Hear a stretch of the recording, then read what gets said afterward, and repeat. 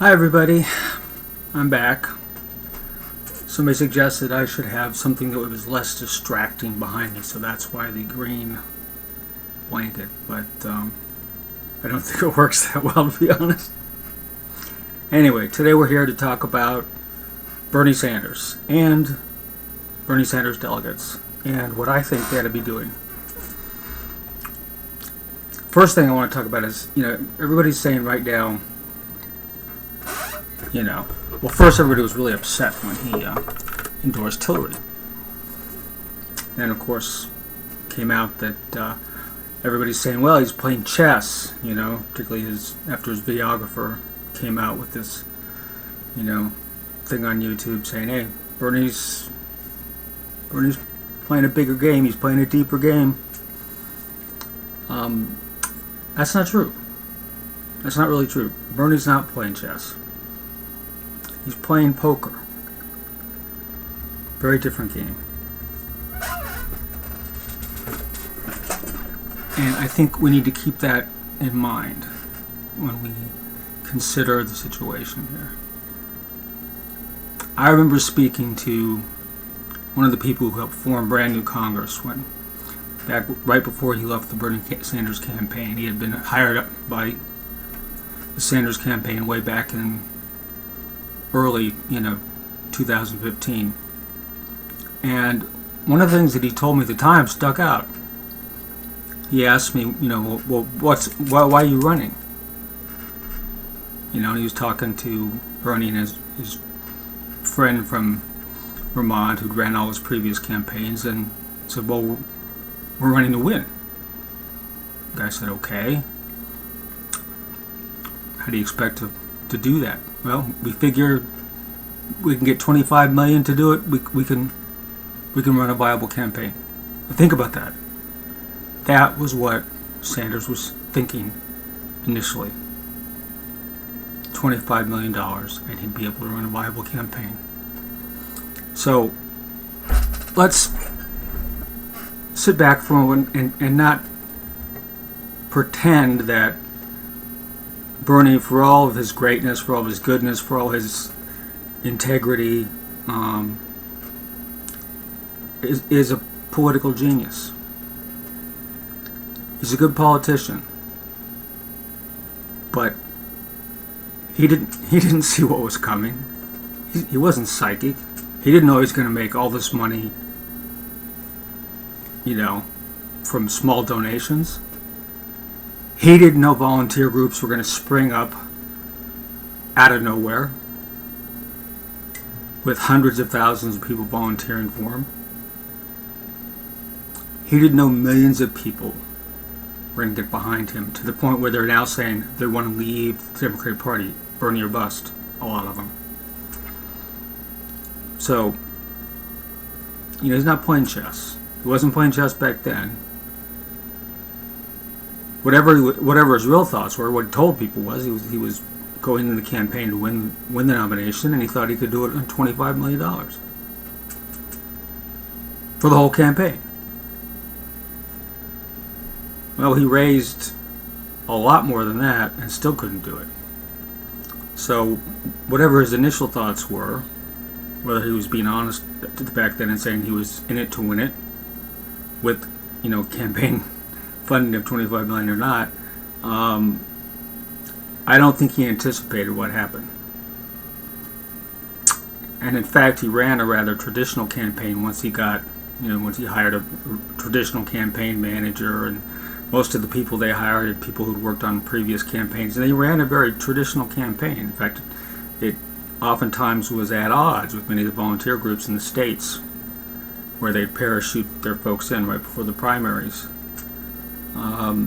Because they wanted to do things, the way that, these people want to do things the way they typically run a campaign, and a lot of times the volunteers had different ideas or had already done a lot of those things. So, Bernie is very good at going out and speaking, rallying people, inspiring them, and I think he's doing a great job, after the fact now that we're coming down to the convention and playing the cards that have been dealt. But he's not playing chess. Right now he's playing poker. So Now I turn to the Sanders delegates. And I think at this point, the Sanders delegates that are going to be in the convention are probably one of the most critical factors left in what's going to play out in Philadelphia. And I know the Sanders campaign, in order to get a speaking spot for Bernie, and to so they didn't lose whatever concessions the Hillary campaign was willing to make on the platform, agreed to endorse her, and they agreed not to do a minority report on what the platform was. Because the majority, obviously this platform came down to the DNC and Clinton allies on one side, and Sanders people. And Sanders people were vastly outnumbered on that platform committee. And so they gave up. Normally in a situation like that, those people would insist on having the right to issue a minority report regarding the platform. Well, they gave that up. Now, Sanders, in his call to his delegates, said he's going to contest, the way the primaries are held in the future, through the Rules Committee, and possibly a floor fight, and that's great. I support him in that. But I'm telling you right now, Sanders delegates, if you want to get something more than that, if you want to bring more attention, if you want to strengthen his hand even more, I'm gonna suggest a couple of different things, and you can take them for what they're worth. Because I'm not a political genius either. I don't pretend to be one. I just play one on this YouTube channel, and occasionally when I'm blogging at Caucus 99%. And my first suggestion is do floor fights on at least the following issues. The fracking ban, okay? That should be in there. That should have been in the platform, and the fact that it's not is disgusting. So definitely do that. Also, I would recommend somebody doing a floor fight on the TPP. Why the hell is the Democratic Party opposing the TPP? Because President Obama supports it? That's not the reason. The reason President Obama supports it, and the reason that, the Democratic Party decided not to put in a platform saying they were opposed to it, even though Hillary came out and said she was opposed to the TPP, is simple. The big donors to the DNC and to the Hillary campaign and to President Obama all want the TPP passed. Remember, the Pritzker family, billionaires out of Chicago, was, the Commerce Secretary, the person who helped negotiate this thing, this abomination. So yeah, somebody, I don't care what Bernie's campaign is telling you to do. You get in the convention. You're delegates. You can bring motions to the floor. Definitely do bring this up for a floor fight. I would also argue that there should be a stronger,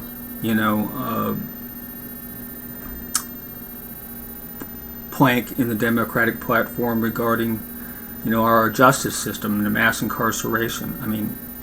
And in particular, gun violence against, black people and minorities in America. Tomorrow is going to be the second anniversary of the murder of Eric Garner by the police. The police that were, the policeman that was, indicted got off. I think that was a wrongful verdict, but I can't do anything to change it. Neither can the Garner family. But, the Democratic Party ought to be standing behind the Black Lives Movement and saying enough is enough. We need to do whatever is necessary to retrain the police, to stop giving them these, military equipment, to stop encouraging them to view black communities in our country as militarized occupation zones, and to get back to community policing, which actually at one point in time worked pretty well. I mean, it's not like crime is at an all-time high at the moment. In fact, it's not. But as we see, the economy continue to stagnate for most people, and especially for poor people. You're going to, and as more people get pushed into poverty, I'm pretty sure you're going to start to see crime increase again. So we should definitely, that's another thing, Sanders delegates, you ought to do a floor fight on. All right? So those are just, 3 issues that I can think of off the top of my head you ought to be doing a floor fight on. The other thing I'd like you to consider, and I hope some of you are, is that if they refuse to hear any of these motions, that Sanders delegates stage a walkout. There we go. And what I mean is, if that's what is going to happen, walk out of the convention right then and there. If they refuse to hear your motion, if they refuse to hold a vote on it, walk out. Because that's what they're going to try to do. We've seen the same tactics used in at the state level in Nevada and in New York. So consider that as well. So that's what I have for you today. I hope all of you Sanders delegates consider what I'm saying here, because I'm speaking directly to you. I trust Bertie. He's in it for the long haul, and but in the short term, I think this is how you can help our country best, by pointing out how corrupt the Democratic Party has become. So, take care, everybody. Have a great week. I hope as many Sanders delegates as possible can afford to get there.